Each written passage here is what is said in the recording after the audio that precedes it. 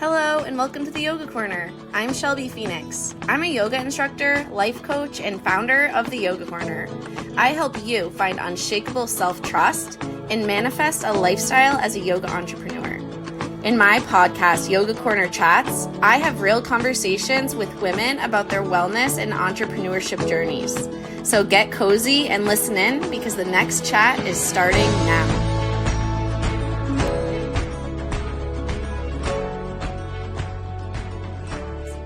And today we're going to be joined by Christina Ennabe. Christina is a licensed therapist, life coach, and co-host of the Mental Health Matters podcast. She specializes in working with type A high achievers struggling with major life transitions and change due to analysis, paralysis, perfectionism, and anxiety.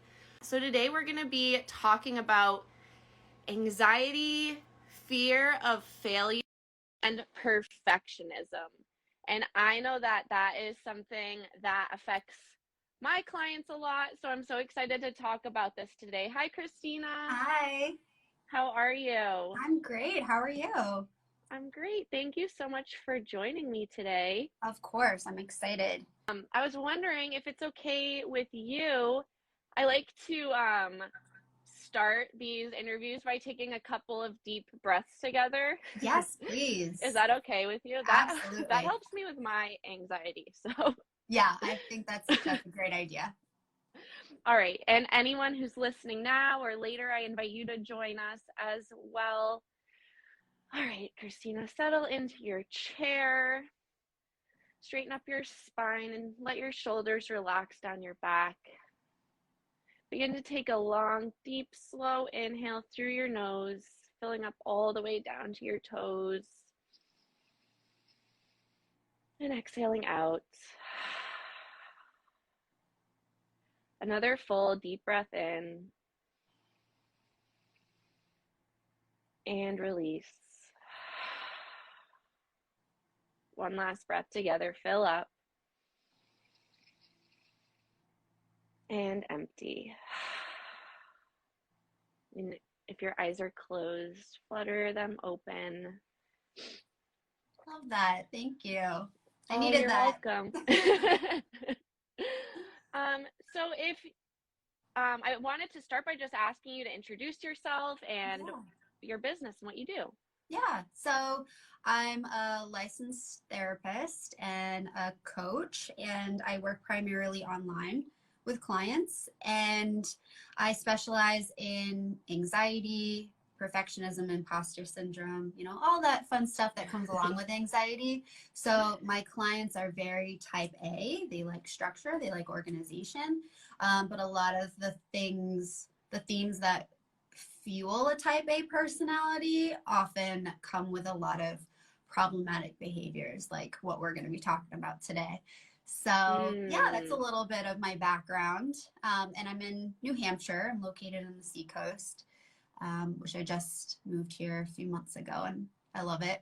So it's been great. I feel like my clients also, like, there's this theme of like anxiety, like perfectionism, like never feeling like confident or ready to like get started on something.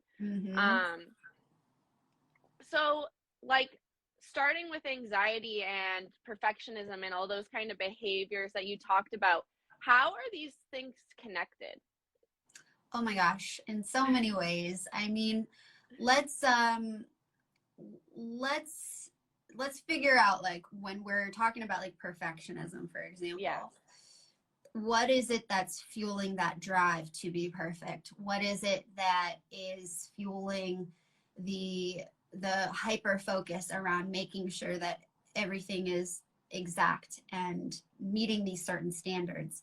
9 times out of 10, it's fear of not being enough, fear of failure, fear of messing up, or fear of judgment, fear of rejection. It's fear, which is anxiety, right? I mean, anxiety is this constant, pervasive worry, worrying about what ifs and the unknown and feeling out of control. So it all goes hand in hand. Like let's even take like one step back. What is anxiety and like how is it different than everyday stress? Well, I love that question because I do think that anxiety gets thrown around a lot as like a buzzword. Yeah. So I think it is helpful to distinguish the difference. I think we all know the feeling of stress. I think Yeah. everybody experiences stress. The idea is like if we take away those specific stressors or those triggers, then the symptoms should subside, right? Right. The overwhelm, the maybe like the irritability, difficulty sleeping, energy problems, right? Like all of those things should essentially dissipate when Yeah. the stressor or the problem has been resolved. But with anxiety, it's not the case. Anxiety is chronic and persistent and pervasive. So even though there might not be any true threat, there's Right. always a perception of threat. So there's always something that you could be worrying about or thinking about. And obviously, there's a lot of like subcategories of anxiety and anxiety disorders. But if we're just talking about like generalized anxiety, Right. that's very common. And so it's like, even when you take away those things, the anxiety and those feelings are still there. Mm. And so before, like, you talked about fear, like fear of rejection, fear of not being enough, imposter Mm-hmm. syndrome, like all those Mm-hmm. fears. So when you're having anxiety as opposed to stress, are those fears the kind of threats that your mind and body are responding to? Many times, yeah, yeah. It's those common themes and those common themes with my clients. It's a lot of that fear of how am I going to be perceived? How are people Mm, going to respond to me? What are people going to think about me? It's this, not wanting to put yourself out there to possibly face rejection, right. or attaching senses of self to output, to accomplishments, to Mm, productivity. So if I'm striving for my work to be perfect, that means people are going to think I'm perfect and I've got my shit together. right. You know what I mean? So Yeah. that anxiety is a lot of that sense of self is attached to output and, Right. and work. And so if work fails or if these goals aren't accomplished, there's a feeling of I'm not enough. Right? Right. I need to be better. I need to be better. I need to be better. And it's funny because a lot of times there aren't any clear cut goals as far as what does better even look like. Right. So a lot of times people are striving for these arbitrary ideas of perfection that aren't Yeah. even real or clear. And so it's like a hamster wheel effect Right. sometimes. You're like never climbing to the top. There is no Yeah, top. there's no top. Exactly. Um, I know in my personal experience, I have been diagnosed with several anxiety disorders, and I started noticing them when I was, or I started, I guess my parents started noticing it when I was in middle school and high school because they started making me go to therapy, and Mm. I didn't understand. I think I thought that's just what everyone felt like. Oh, yeah. And when the therapist explained it to me that that's not like everyone's experience, it surprised me a lot. Mm. So I'm wondering how might someone know when it's time to seek therapy or other treatment? Well, first off, like I want to say that that's actually pretty awesome that your family encouraged you to get Yes. help at such a young age because I had the opposite issue Yeah. where I think I first actually experienced depression and then anxiety came on later in life, but I didn't know that there was such thing as getting support and help for it. Right. So it took me until like adulthood to realize that I could and that it was acceptable and okay to get help. Right. So that's awesome that you actually got that in your youth. But to answer your question, so for anxiety specifically to be a diagnosable disorder or like mental illness is that it impacts your functioning. Mm-hmm. So how is it getting in the way of your ability to have healthy relationships? Is your work impacted? Is your school life impacted? Are you sleeping? Are you eating? Um, what are your moods like during the day? Are you able to get things done? Do you procrastinate? Do you um, stay in bed most days? Just Right. like normal functioning gets impacted. And so if you're starting to notice that your anxiety and your fear is getting in the way of you just living your life, then it's probably time to seek support. Yeah. And I always recommend that people start with therapy versus just starting with medication alone. Yeah. Or if you're going to try medication, also be working with a therapist. I don't Yeah. always advise just medication like alone, unless maybe you have had a history of being in and out of therapy. Yes. Um, but I do think it's helpful to address mood disorders internally and externally, and it's something I talk about a lot. Um, is working with the biology and then working with the external factors. Yeah, absolutely. So can you maybe explain that a little bit more Yeah. when you said external and internal factors? Mm-hmm. Yeah. So we we all have biological vulnerabilities to certain things. So if I always use the example of like if you had a family history of diabetes, your biology is more susceptible to diabetes. You can Right. combat that with diet and exercise. Sometimes you still might get diabetes, right? Just Right. because of your biology. So people who have anxiety, depression, psychosis, personality disorders, like all of these things, they have some biological vulnerability to mental illness. Mm, It's common that if you have a family history of anxiety and depression, you more likely can yeah. get anxiety and depression. But let's say all of that is at bay, but then you add stress, you Right. add life events, your first child, moving to a new city, starting a new school, um, job stress. Like you add in all of these elements, and there you have a recipe for for Right. disaster, right? For anxiety, in that you've got the external factors and the internal factors coming together, and now you have these problems.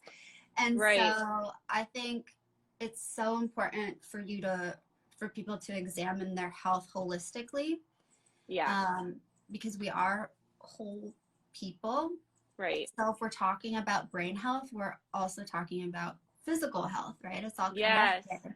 And so addressing our health from the internal and the external. Internal, how's your sleep? How's your nutrition? Um, how's your exercise? How is your overall stress management? Are you using substances? Are you taking medication? All of Right. those things. And then how are you addressing it externally? What are you doing for time management? What are you doing for your relationships? What are you doing for your work? Um, you know, there's a lot of different things that people can try, but I think Right. addressing it from both sides is really effective. Yes. When we were talking earlier and I shared about how I was able to get help and treatment at a young age, Mm-hmm. and in contrast, you didn't even know that was accessible or acceptable until Mm-hmm. adulthood. And even though it's 2022, there's still this huge stigma around Mm-hmm. mental health.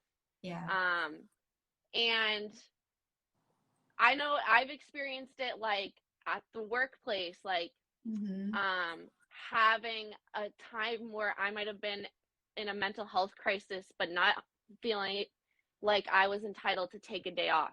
even though I Yeah. was sick, or Yeah. feeling ashamed of your disorder or how you're feeling, or going to seek help. So Hmm.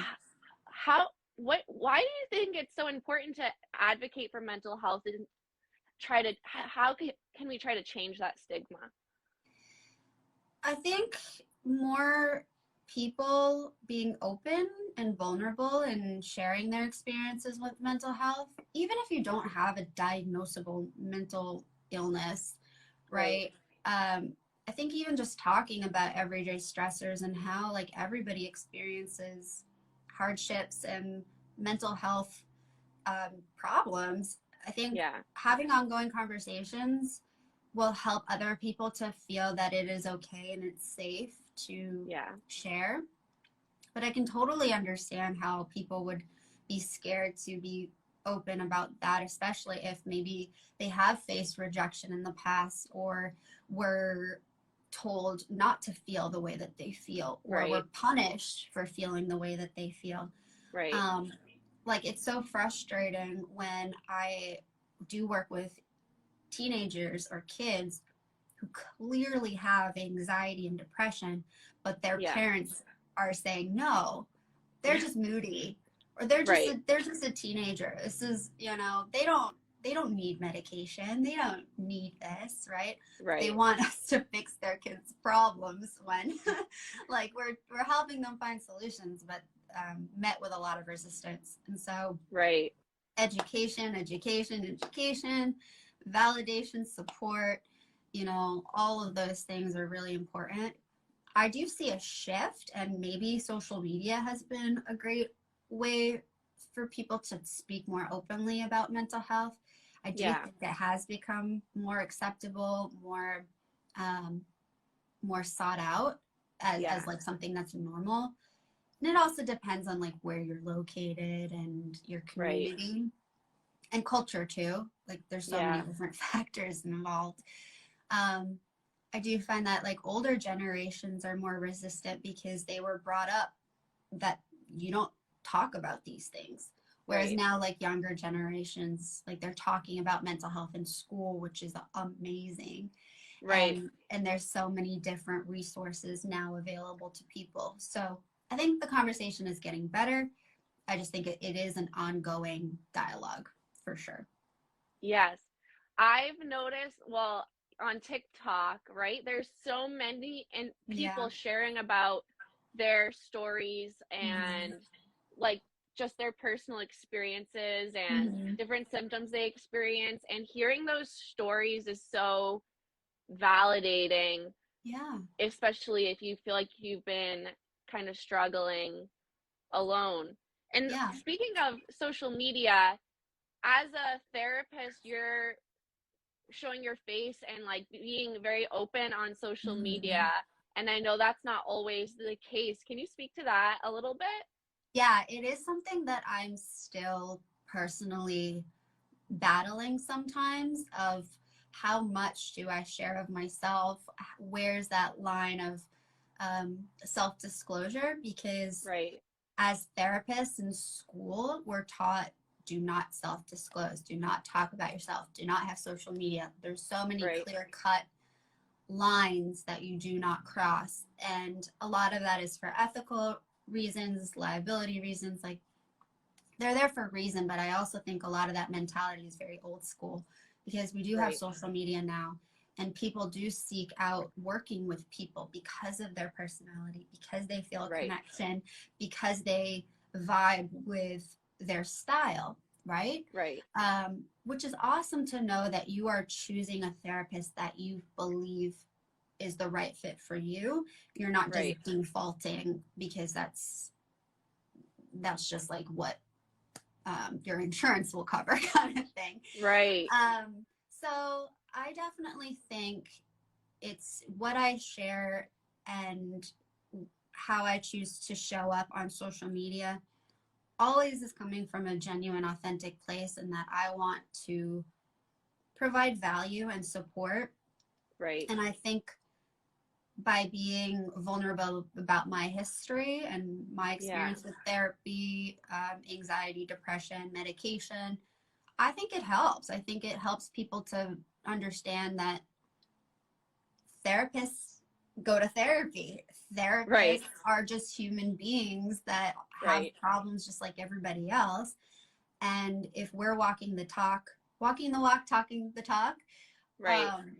then people know that it's not just bullshit. You know, we're Right. not just preaching these things and we don't believe in them, or we're not just preaching these things and they don't actually help people. Like Right. therapists, we're not just here to listen to people vent.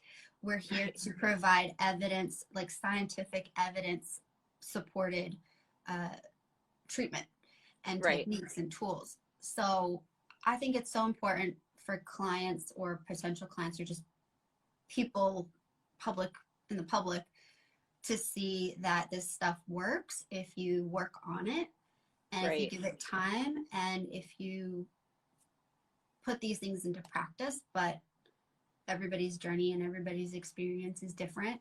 So but I have had clients ask me personally like how I've dealt with things or how I what's my experience been like with medication. And I think it does help because this is, you know, you build relationships with people too, and Right. they feel like they can trust you, and you're not going to lead them astray kind of thing or give them like wrong information. Right. Yeah. Building that trust and building Yeah. that relationship is so, so important. I think when you're going through therapy, like having that Yeah. person that you can really connect with. Mm-hmm. And so obviously the past few years have been collectively very stressful with the Mm-hmm. pandemic and lots of other things going on. And I've noticed on the news and everything, the that anxiety is going up in Mm-hmm. general in the world. And I'm wondering if you've noticed that in your clients and talking with people. Yeah, it's like 100%. Obviously, we're going through a um, worldwide pandemic, and I remember when this first started, 2020, February of 2020, Mm, and I was working as a therapist. It was so effing hard. It was so yeah. effing hard because I couldn't separate my problems from my clients' problems. Like normally we're, Mm, you know, therapists are good about boundaries and can compartmentalize, but this was something that everybody in the whole entire world right. was experiencing. And it was like, holy shit, like Yeah. I don't know how to handle this. Right. So yeah, it has definitely stirred up a lot of anxiety. Interestingly enough, social anxiety, especially for kids, because Mm, maybe they started middle school or started high school or started college and they right. were alone and isolated for like a year before they Yeah. could have that social interaction. So in those stages of development, it was disrupted almost for a lot of Right. kids. So a lot of kids experience pandemic and COVID anxiety for sure.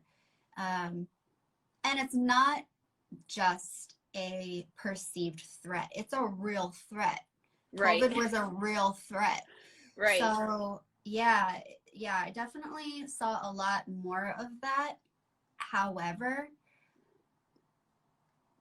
not silver lining, but a good thing to come out of all of this was that telehealth became more accessible.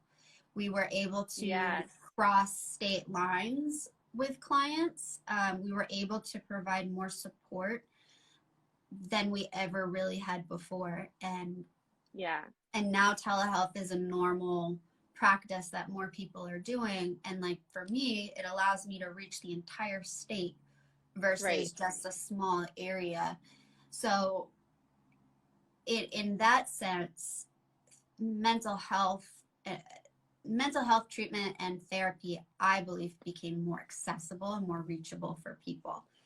And I do think that a lot more people were looking for help during the last couple of years. So that maybe they Yeah. wouldn't have sought out before. Yeah. I can relate a little bit to what you were saying because when the pandemic started, I was a middle school and high school teacher. Oh And my gosh. so when the rug got pulled out from under us, like I was freaking the fuck out. Like I was very Oh my stressed, very gosh. anxious, and then I Yeah. could see the kids like crash and burn, and I'm like, Yeah. I don't know if I can lead these kids because I'm struggling to keep my head Yeah. above water. Hmm. Um, and it was really hard to watch all of them struggle Hmm. so much. And that's why I am really passionate about teaching kids yoga, because I feel like that age group sometimes gets like forgotten about, like you said, like, oh, they're just Yeah. kids, like they'll get over it, blah blah blah, No. it's their hormones. I mean, kids are so freaking resilient. It's Yeah. amazing. They're so amazing. However, it is so important to validate kids' mental health because so often they are not seen and they are not heard, or Yes. they're just dismissed. Yeah. So, your work is so incredibly important because you are combining the internal with the external when you're working with your clients. You are Right. talking about mental health and you're working on calming the body and working on stress. Yeah. And so your work is so important, and the fact that you Thank do you. work with kids and teens, um, which is such, I mean, you got to be a special person to be able to work with kids and teens. I have a few kids and teens myself, but it's definitely not an area that I'm 100% comfortable with, and I'm completely honest about that. So I think what you do is amazing, and I'm a huge advocate for yoga, especially for anxiety. Yeah, thank you so much. And for me, like when I first started my incorporating yoga like into my lifestyle very regularly, I was probably at the worst my anxiety has ever been. Like Mm-hmm. I was physically very ill from it, and also like mentally wasn't doing well, internal and external. Mm-hmm. Um, and what I learned very quickly was the connection between my mind and my body, Yeah. how the anxiety was affecting my physical health and how that was affecting my mental health. And then it's a Mm-hmm. kind of a spiral. Mm-hmm. And I don't think that's talked about Mm-hmm. enough. What do Yeah, you think is important to know about that? I think often people are so good at suppressing feelings, ignoring feelings, distracting Mm, from feelings. And so it's difficult when you start working with somebody who doesn't know how to express their feelings effectively or in a healthy way. However, people are pretty tuned in to, like, I have headaches. yes, I'm not sleeping. I'm nauseous all the time. I have irritable bowel syndrome. I right. have gut problems. Like, I'm so tired all the time. People are pretty tuned in to the physical stuff, but I don't Yeah, think people always acknowledge where that's coming from. They go right, on a diet. They right. work with a nutritionist. They work with a medical professional, and then come to find out, oh, it's anxiety. It's Yeah, in it's your mental health that's affecting all yes, these different parts of you. So working with somebody to be able to process your emotions, communicate effectively, feel your feelings in a safe way, without judgment, all of that can help to regulate what's going on in your body. yes, But it is so important for that mind body connection. It's all connected. And yeah, I say all the time, like, when you feel good physically, you feel good mentally, and vice versa. right. So I'm a huge advocate for exercise, nutrition. Like I said, I talk about all of that holistic stuff Yes. a lot because it's important. Um, yeah, it is important, right? And and when I was really sick, I was having all those symptoms. Like I was having tummy problems. I was Mhm. nauseous all the time. I got migraines. Like, I lost a lot of weight, and I would Mhm. go to the doctor, and would like demand, like, I want a test. I got a colonoscopy. I had all these Oh tests my done. God. And like every time the doctor would, over and over say, this is like anxiety. You should be like treating this as a mental health issue. And I would get angry. I would Oh, be like, no, it's yeah. physical. And after I realized it's all connected, it was a game changer in the way that I Mhm. just like treated my body and myself. Yeah. Um, Um, excuse me. I got a fuzzy on my lip. But I think that maybe came back to that stigma piece of like people don't want to acknowledge that they do have anxiety or right. some kind of mental health thing going on, and I think that is part of that stigma.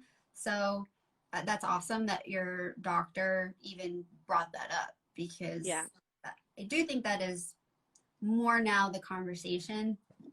But yeah, a lot of people don't want to acknowledge that maybe there's some mental health stuff going on too that's contributing Yeah. to physical health. Um, I forgot what I was just gonna say. Um, oh yeah. So tying back into like perfectionism and fear of failure, I've Mm-hmm. heard the term high functioning anxiety a Yeah. lot. I Yep. think that's connected to that idea of perfectionism and being type A. Yep. Is that a real thing, and what and what does it mean? So yeah, so I think when we use the term high functioning, what we're talking about is we're talking about being able to, on the outside, you look like you have your shit together. You maybe you do identify as a perfectionist. You are a high achiever. You are able to get things done, and maybe on the outside, people wouldn't even know that you struggle with Right. anxiety. Whereas maybe low functioning anxiety or low functioning person with anxiety, they're not getting out of bed, they're not able to work, they don't have um, strong relationships, like they need maybe a higher level of care. Right. Whereas these people that we see on social media or maybe in your personal life as like, wow, they're I don't know how they do it, they just go go Right. go, they get so much done. They might have intense anxiety. They might have intense fear that if they don't produce and if they don't do all the things, then Right. they're going to be a failure. And Mhm. so it's that fear that's really driving a lot of that overproduction and overwork. And then eventually, like, it's not sustainable. So people often crash and burn and, Yeah. and experience burnout. Or they might notice that the things that used to be motivating and fulfilling are not anymore. Maybe people feel really numb to the things Right. that they used to enjoy and love. Um, Entrepreneurs, especially, like, you fall out of love Mhm. with your business. Right. You start procrastinating on things. You don't get back to people. You start letting things slip through the cracks, right? Because that perfectionism is not sustainable. Right. So when we're talking about high functioning, I think we're just talking about those people who on the outside seemingly have it all together, but inside they're just like a ticking time bomb. Mm. Yeah, it's like putting on your mask. Yeah. Yeah, and I know, I mean, I've been guilty of that too. You know, I'm very type A, and I used to hold myself to a high unrealistic standard that, you know, nothing was ever satisfying, nothing was ever good enough. And that, I think that fear, that anxiety contributed to depression, and it all like, Yeah. muddled together. And so really working on, when I work with people who have perfectionism, it's a lot of mindset shifts. It's a lot of Yeah. challenging and changing thinking. It's a lot Yeah. of deconditioned, behavior and beliefs. I've worked with a lot of athletes. I used to be an athlete, and that perfectionism is That very makes a lot of deep-rooted, sense. Yeah. deep-rooted in athletes. And it's conflicting messages, which is really tough because on the one hand, people are telling you have to be perfect. And on the other hand, perfectionism isn't real. Like, so it's like, hold on 1 second, Dad. Sorry. No, that's okay. So it's just like, All right. it's so tough for people to know what to do. Right. With that. And in our society, I think perfectionism is glorified as like, people should be striving for perfection. People should be perfect. And I think that has been the downfall of social media is it's so easy to compare ourselves to every other person who we see as having it all together. When in reality, we don't know their story. We don't know what's really going on. I saw this so much in the fitness world of so much disordered eating, so much self-loathing, self-harm. Right. And on the outside, people are like, I want to be like that. I want to look like that. They're amazing. Like, they have it all together. When in reality, like, they were the most self-destructive, like, sad people. So. Right. It's tough.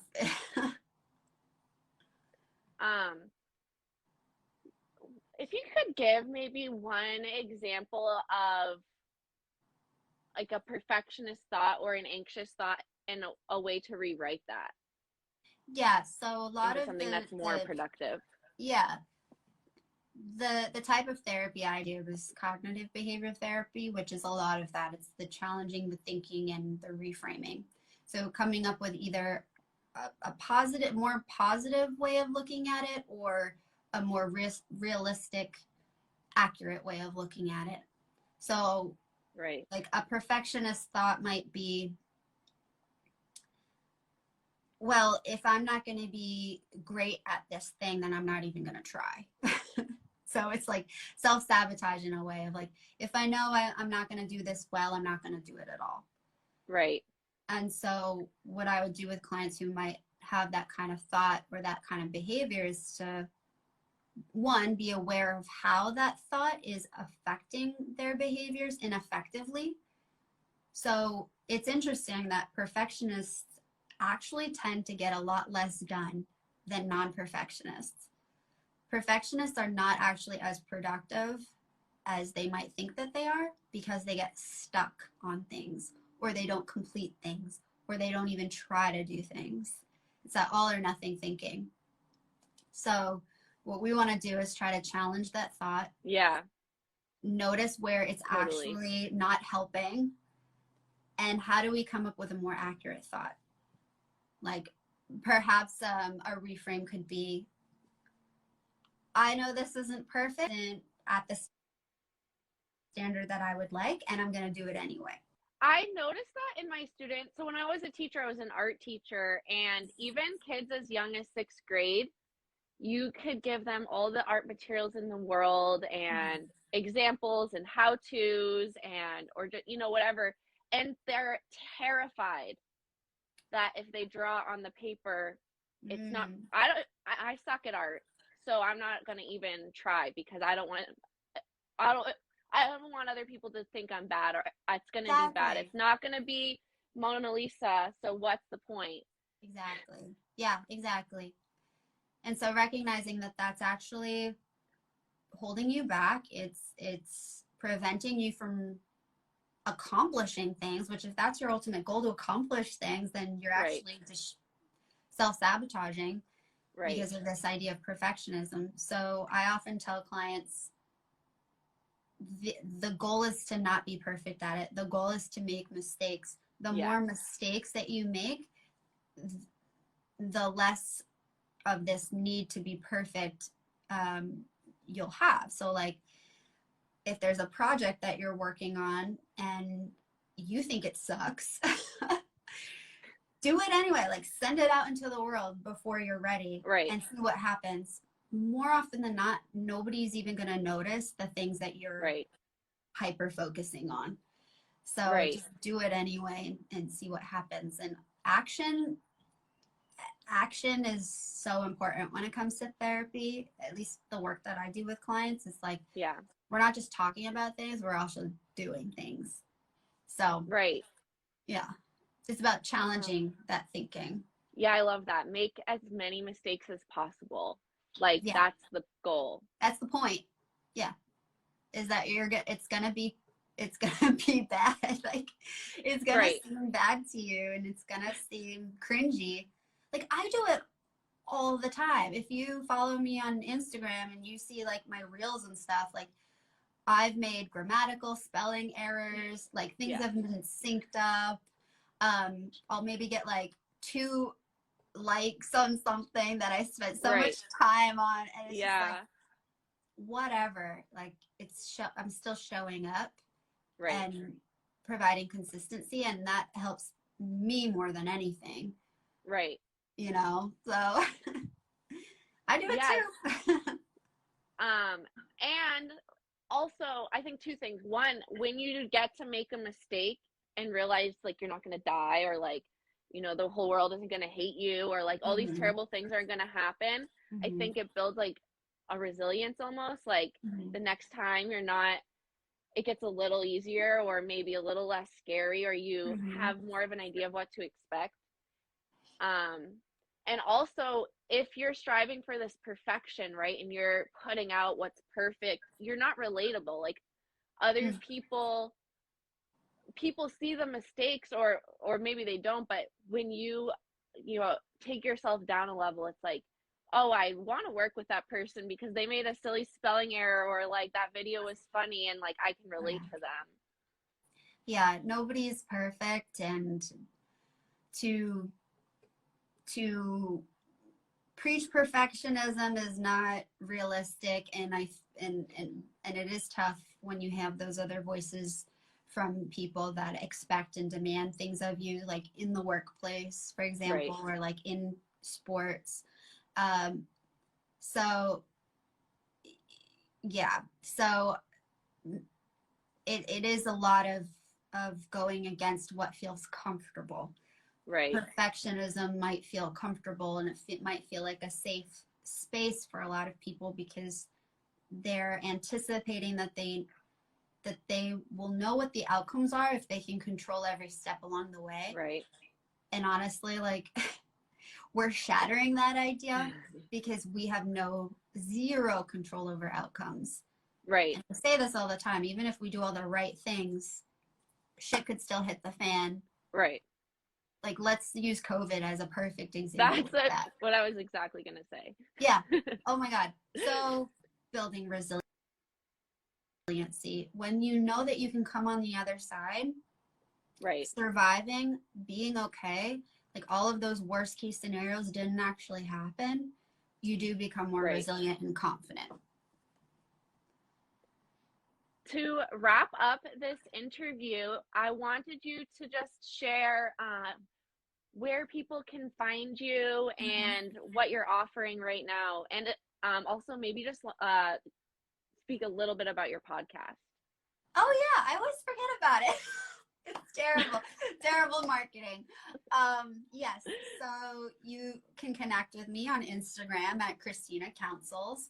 That's where I share all of my updated information.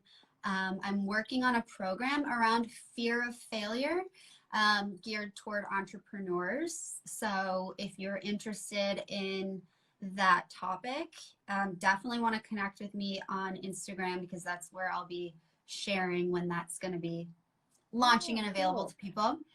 And yeah, so I am currently accepting clients. I have a very limited availability at the moment, but I do have room for a few clients. So if you're located in New Hampshire, or I actually can provide telehealth to Floridians as well. So if you're in New Hampshire or Florida, I can work with you as a client. So you can always reach me on here or my website. And then my podcast, yeah. So Mental Health Matters podcast is a podcast I co-host with a friend and fellow clinician and we talk about all things mental health and wellness. And it's really a platform for us to continue working on that destigmatizing of mental health, talking about relatable real life experiences that we all go through, while also providing some psychoeducation around it and some resources and support. So my partner Hillary and I sometimes will have guests on who are subject matter experts.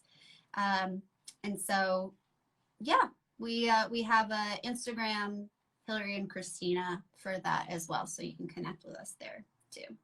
Because we always want to know what you guys, what our listeners want to hear and know about. So, yeah, that's that. I've been listening to your podcast when I've been driving around, and it's really, really good. So I think everyone should go check that out. I've been listening to it, I think, on just Apple Podcasts. Yeah, it's Apple, Spotify. Oh, it's on Spotify too. Cool. Yeah. Oh and my gosh, I will tag all of that in my little post when I post this. Yeah, and if you're ever interested, we're always looking for guests. So if you're interested, especially, we really want to connect with local guests because we are in New England and they are such small communities. We want to make sure that people who need resources have access to those resources and know where to find people. So if you're interested in coming on, we can talk about that. All right, we'll definitely connect about that. Cool. Thank you so much, Christina. I want to express my gratitude for you for coming on Yoga Corner Chats, and also for just being a mental health advocate and for sharing so much valuable information. Thank you. Thank you for having me and for letting me talk to your people. And like I said, I'm a huge supporter of what you do. So I'm very happy to have found you and connect with you. So, all right, Christina and everyone else, have an awesome rest of your day, and we'll chat soon, Christina. Bye. Bye. Thank you all for joining Christina and I on Yoga Corner Chats today. You can find all the information you need to find Christina and what she has to offer in the caption or show notes of this episode. Please don't forget to give me a review and subscribe to my podcast so you don't miss out on future episodes of Yoga Corner Chats. Did you know that I'm an entrepreneur and mindset coach? I guide yoga teachers to get to the root of why they're pursuing entrepreneurship and how they want to foster their business.